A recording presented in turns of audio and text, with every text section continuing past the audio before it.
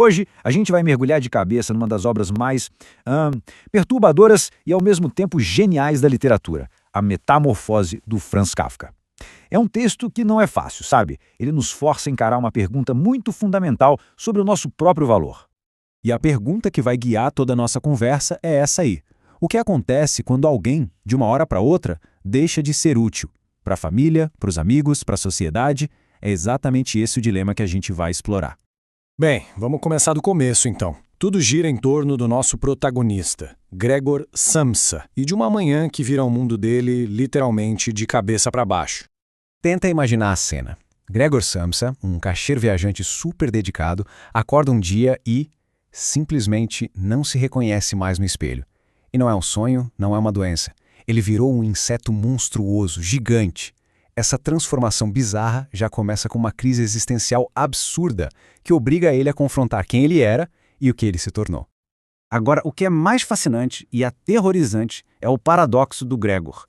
Por fora, ele é isso aí, um inseto, repugnante, incapaz de falar, um obstáculo no meio da casa. Só que por dentro, a mente humana dele está perfeitamente intacta. Ele tem a consciência, as memórias, a capacidade de raciocinar.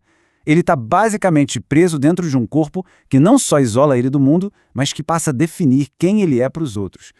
E é essa nova definição dele pelos outros que leva a gente para a próxima parte. A crise pessoal do Gregor acaba se tornando um espelho que mostra a verdadeira cara das relações familiares dele. A pergunta que fica é, ele era amado pelo que era ou só pelo que ele podia oferecer? E olha, essa frase aqui resume tudo de um jeito brutal. A metamorfose mostra, sem dó nem piedade, que o lugar do Gregor na família não era construído em cima de afeto, mas sim da função dele como único provedor. No momento exato em que ele perde essa utilidade, o valor dele como pessoa começa a, simplesmente, evaporar.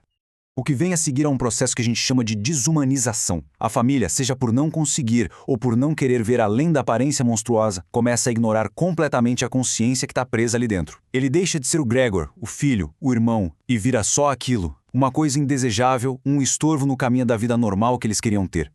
Agora vamos dar um passo para trás e ampliar o foco. Porque a reação da família Samsa não é só um drama familiar isolado, sabe? O Kafka usa essa situação como um espelho para fazer uma crítica muito maior, uma crítica à sociedade moderna como um todo. E esses pontos aqui ilustram isso perfeitamente. A sociedade, assim como a família, valoriza as pessoas com base no que elas podem produzir, na sua utilidade.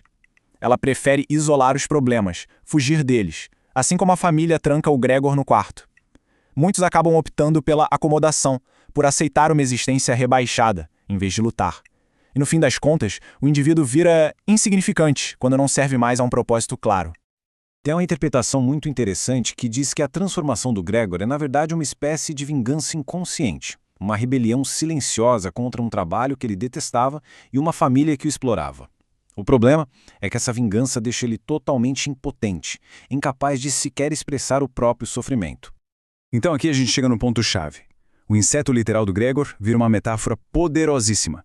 Ele passa a representar todas as pessoas que, figurativamente, se transformam em insetos na vida.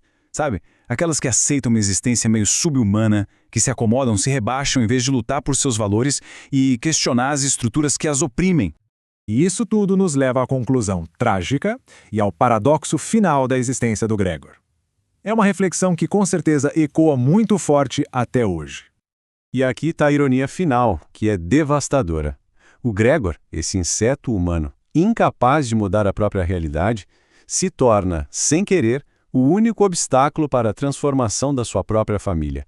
A simples existência dele impede que os outros sigam em frente. Vamos ver como isso acontece na prática. Primeiro, enquanto o Gregor existe, ele é o obstáculo que paralisa todo mundo. Depois, a morte dele se torna a terrível solução para o problema da família. E por fim, é só depois que ele desaparece que a família consegue finalmente se transformar. O pai, a mãe, a irmã, todos começam a trabalhar, a planejar o futuro, a se reintegrar na sociedade. Esse gráfico aqui mostra o resultado de um jeito bem chocante. Repara só como a liberdade da família dispara, vai lá para cima depois da morte do Gregor. Em contraste, o luto por ele é quase nada. E a autonomia dele, que já era nula, se apaga de vez. A morte dele foi, paradoxalmente, a condição para a liberdade deles. E é assim que o Kafka nos deixa com essa pergunta, que é uma verdadeira provocação. E eu quero deixar ela para reflexão.